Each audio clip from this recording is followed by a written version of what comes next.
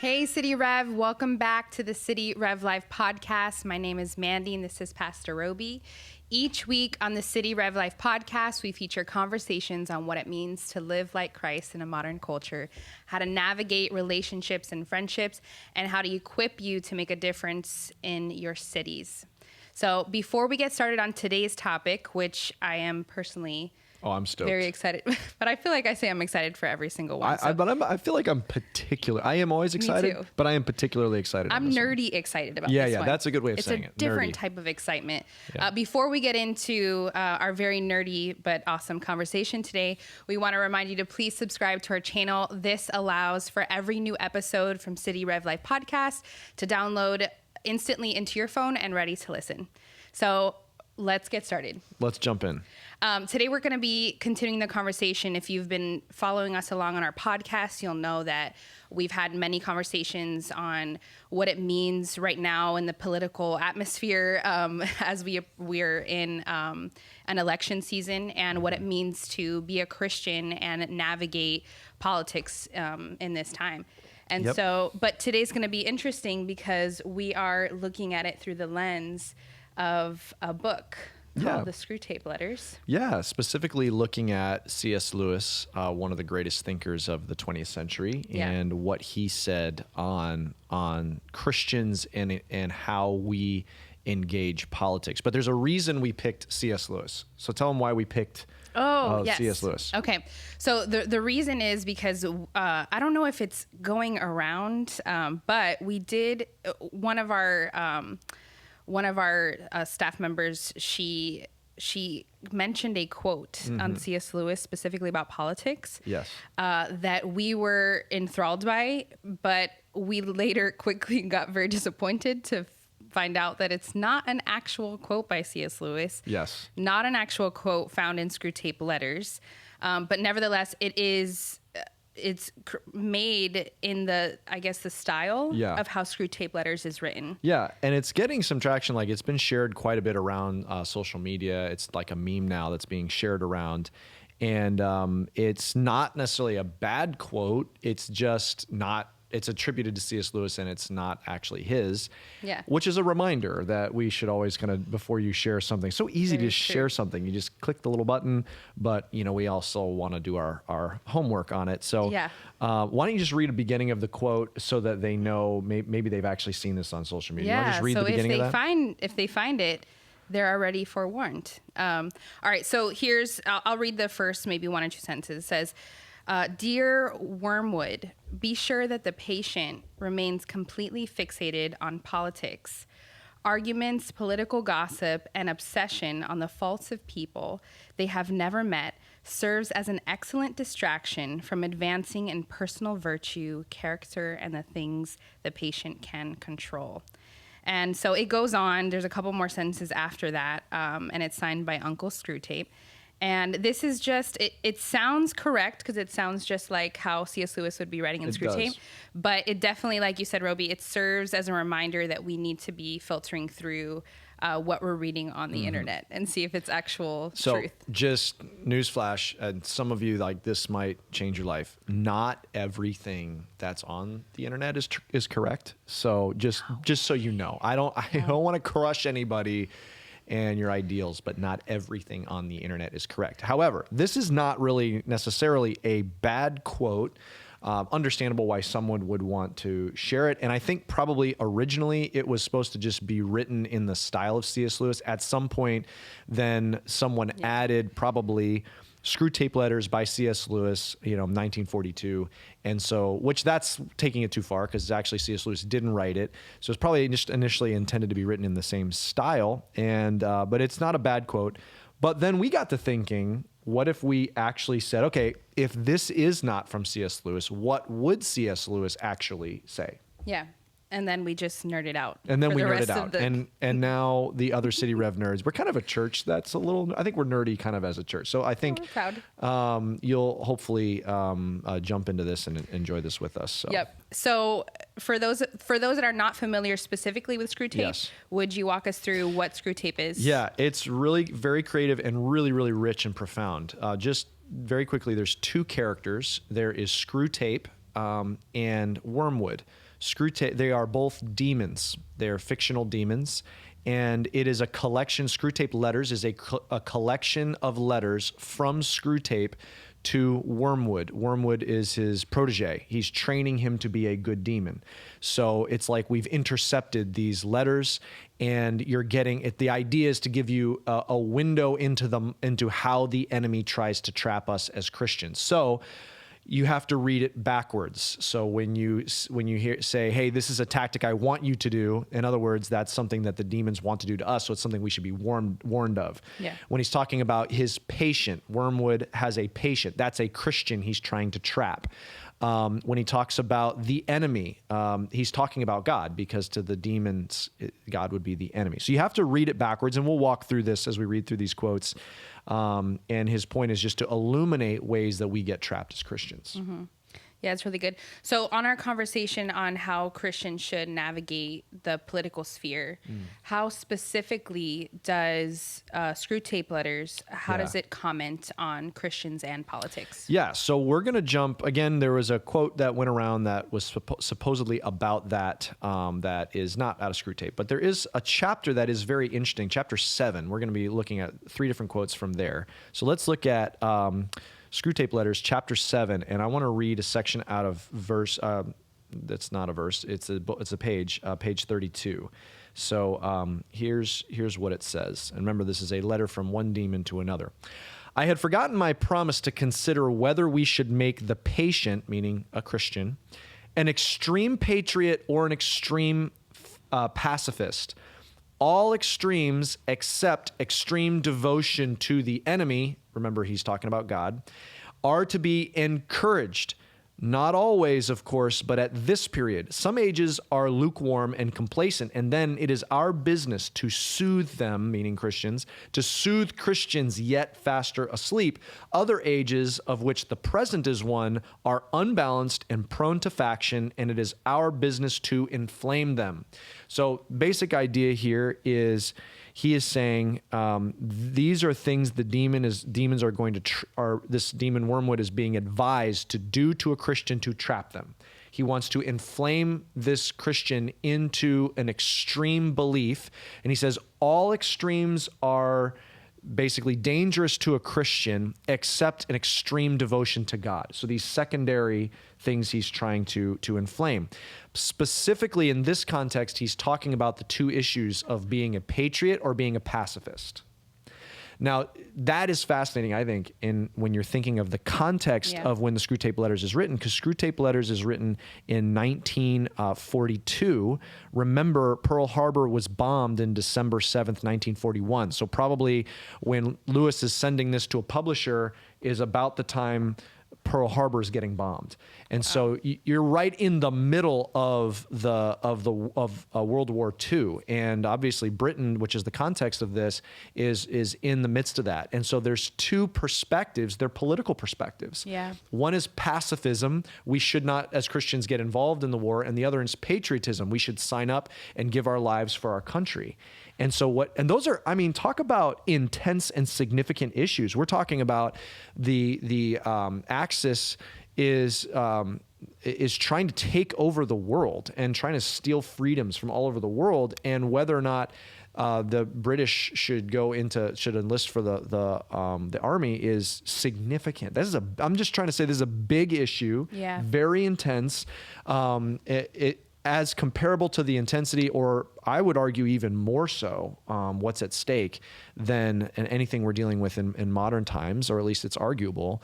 And so what he's saying here is he's saying that the enemy wants to inflame us to a passion, an extreme on either one or the other. He's saying those are important, but we want Christians, the demons want Christians. The enemy would love to get Christians extremist about something other than love for the gospel. Okay, he's going to talk more about that, but let me just pause here and say the issue is not having extreme beliefs. The issue is, what is our extreme belief about? And it should be towards God. And I love how that's a good point. Real quick, MLK speaks to that he says, Martin Luther King Jr., so the question is not whether we will be extremist, but what kind of extremist we will be. Will we be extremists for hate, or will we be extremists for love?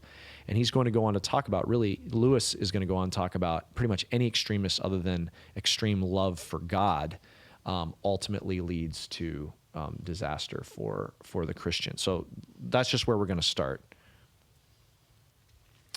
The next quote I want to look at is on page 33. And we're going to jump right in here. This is still in chapter 7. So here's the next quote. Here's what he says. We want the church to be small, not only that fewer men may know the enemy, but also that those who do may acquire the uneasy intensity and defensive self-righteousness of a secret society or a clique.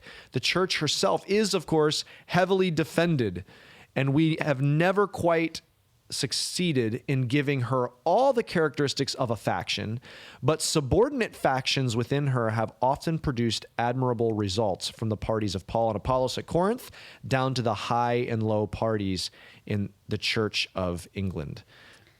Can I just say something really quick? Yes. I think it's so fascinating that this demon brings up Paul.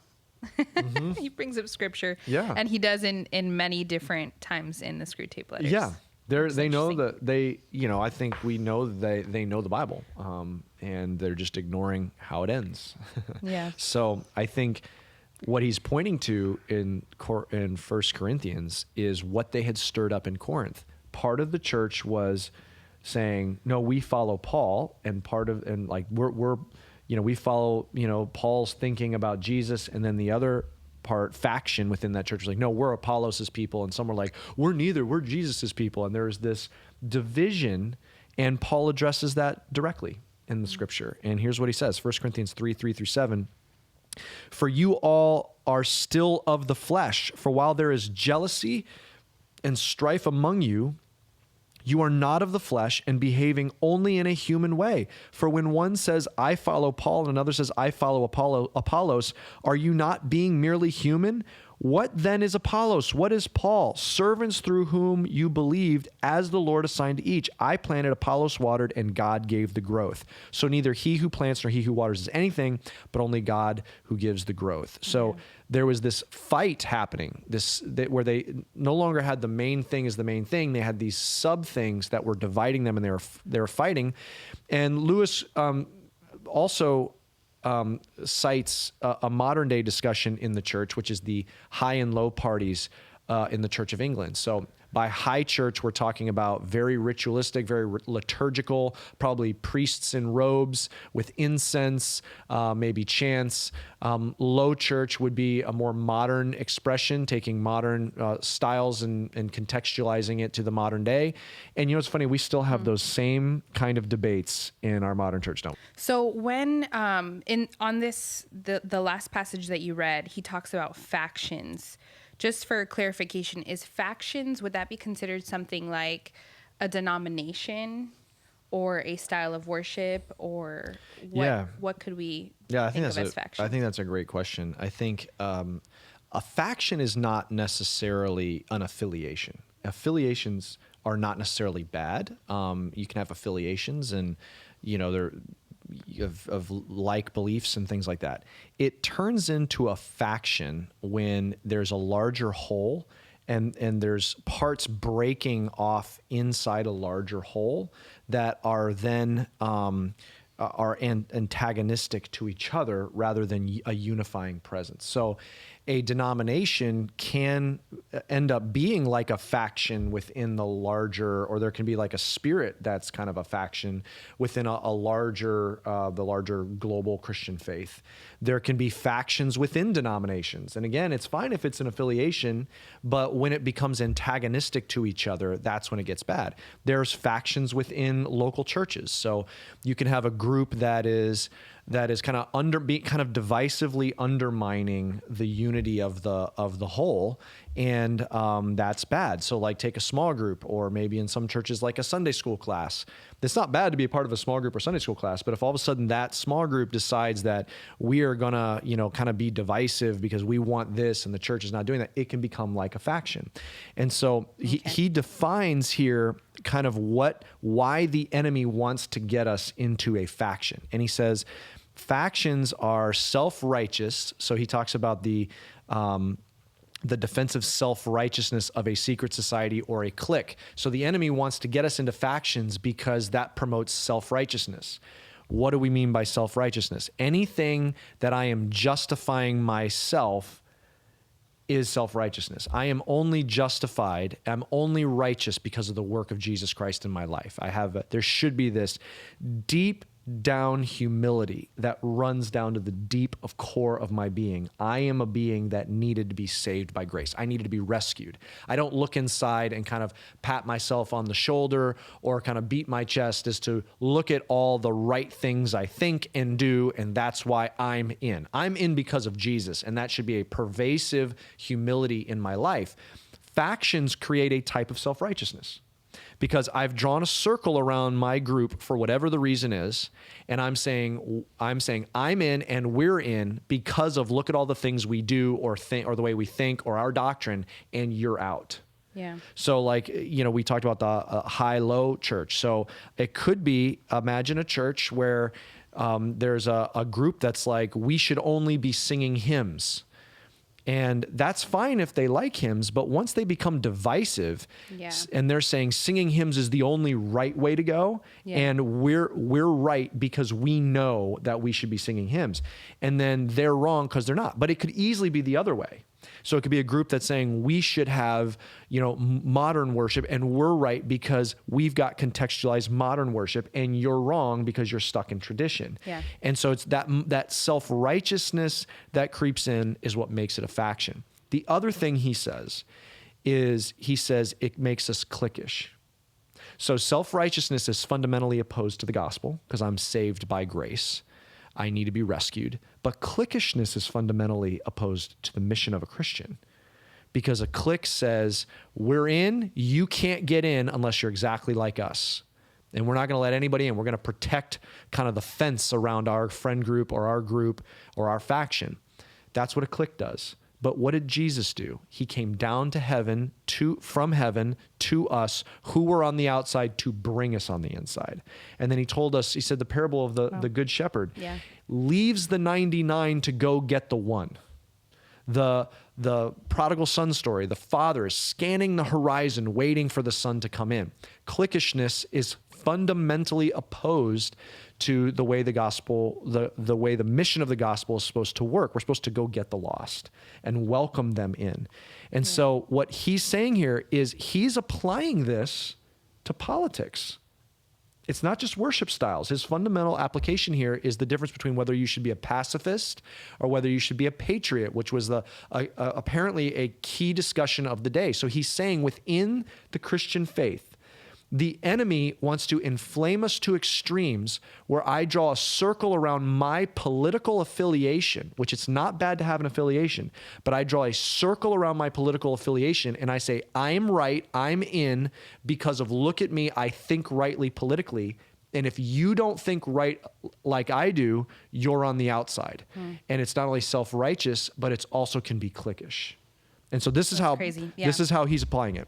Yeah, that's a really, really good point, because it makes me think of just different traditions and the topic of communion, when to take communion, how to take communion, and so that's not a thing that is black and white. And so it really does depend on your church, your denomination, your tradition, what your congregation feels comfortable with, and it's refreshing to hear that is not gospel. That is a, what we call, would it be called a secondary issue rather than what is primary? Sometimes there are things that are important, but they're secondary. So for example, and we'll get to this in this next quote, but whether to be a patriot or a pacifist, Lewis is not arguing that's unimportant. That's very important. I think we would argue this side of World War II. I mean, I'm very glad for British patriots. I think it's not unimportant. It's not just not most important. The challenge is we can, worship style, not necessarily unimportant. Some of it's actually very biblical and it's theologically important. But there is another level from secondary issue that is even lower than that. Sometimes it's just flat out preference, and we make our preferences our virtues.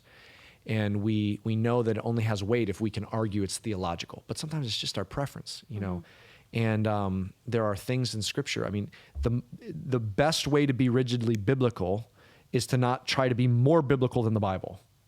If what the Bible is explicit about, we're explicit.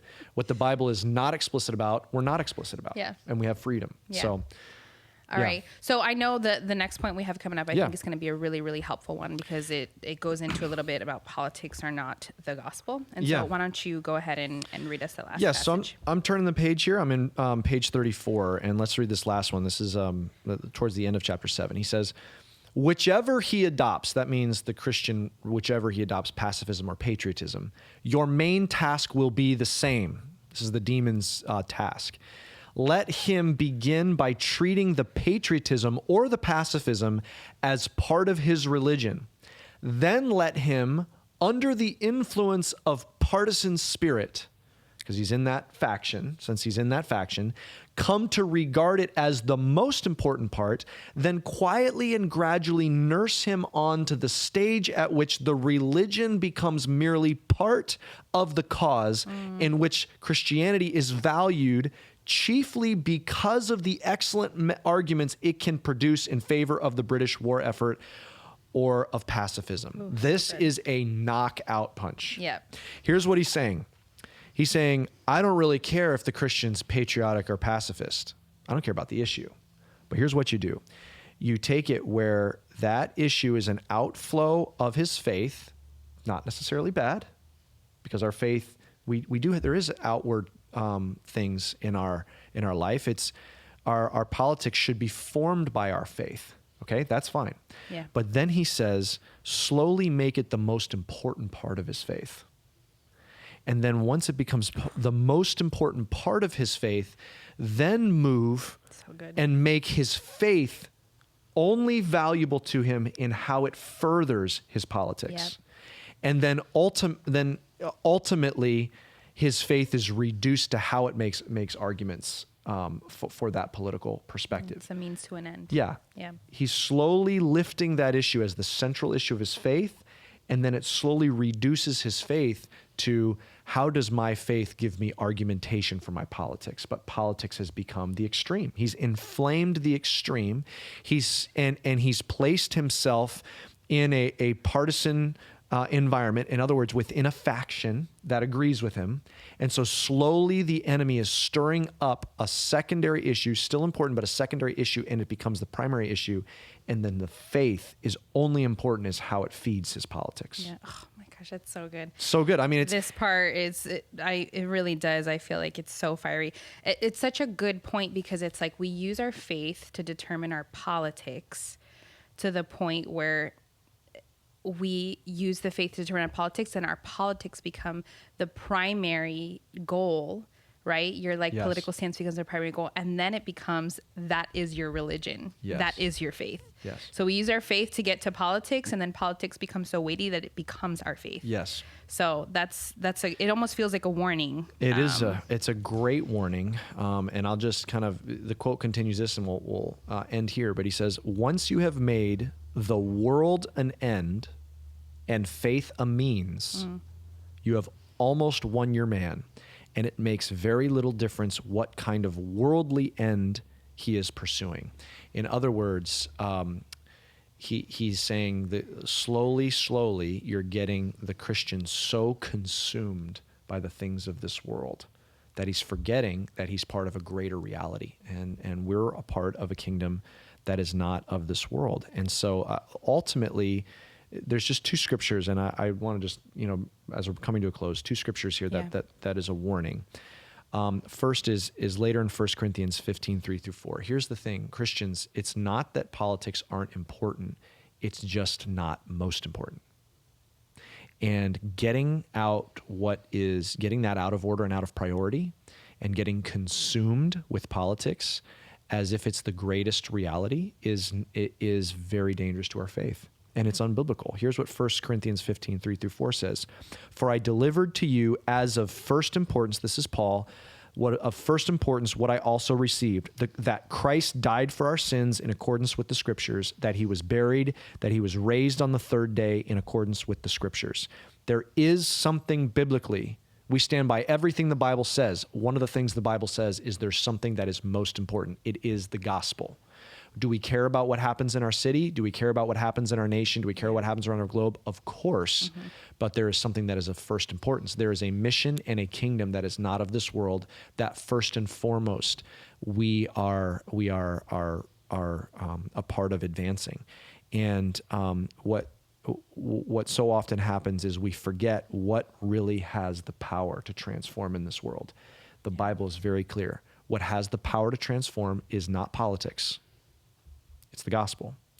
Romans 1:16, for I am not ashamed of the gospel, for it is the power of God for salvation to everyone who believes, to the Jew first and also to the Greek. There are things that are of first importance. It's the gospel, and there's a power that is what our hope is in, that is also the gospel. So good. Our politics don't save us. Our politics can't save us. There's no candidate that can save us. And there's nothing that threatens the reality of a greater kingdom. Jesus is going to be on the throne. He is on the throne, and he reigns, and nothing can change that. All right. Well, we're going to stop there because there's nothing that can top that. There's nothing that can top that message. So we're going to leave you with that. We want to thank you for joining in on this conversation. And if you're inspired, go ahead and pick up a copy of Screwtape Letters. It's really, really good, and it's very timely. And if you heard something in here that you think would encourage someone, especially on this subject, feel free to share it. You can share it on social media or send it to a friend. And we just want to remind people where their hope lies and remind believers where their hope lies. It's in Jesus. Yeah, really good. Thanks, City Rev, for joining us today. We love you, and we'll catch you next time. Thank you for joining us on City Rev Life. You can subscribe to this podcast, rate and review wherever you're listening to this. And we love it when you share it with your friends on social media.